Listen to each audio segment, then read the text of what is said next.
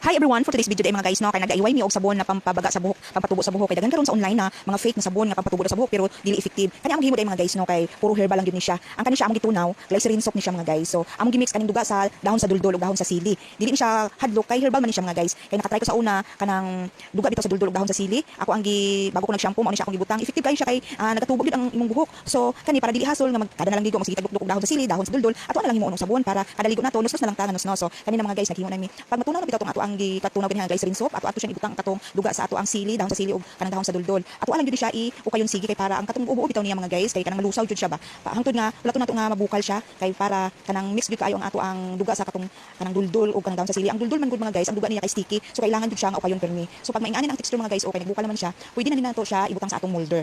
Kay i-ready naman nato ang atong molder, ato ana ni siyang i-transfer diri. So mao na ni mga guys, ato ana siyang pangutang diri sa atong molder. Pagka human nato butang diri mga guys, dili pa ni nato pwede gamiton kay syempre liquid pa siya, ugma na din siya sa buntag. Kay gabi man ron, ugma na lang ni siya sa buntag nato kuhaon diri sa molder kay nato after 6 hours. Pagka after 6 hours mga guys, kay naingani na ni siya ang result na mura na gid siya, tunay na gid na siya nga sabon. Nindot kay tanawon kay ang design rose, black rose mga guys. Dili na siya humot, kay wala na mo siya gibutangan og pahumot. Natural lang gid siya nga mga iyahang amoy bitaw mga guys. So ingani lang ni siya, dili ni siya hadlok kay kuan man kanang herbal. So ani siya kung result ani mga guys no, kay update ka lang mo. Kay pwede mo maka-request ani nga magpahimo sa sunod kung okay kaayo kay i-try na mo ni siya. First time na mo ni naghimo ani. So thank you for watching.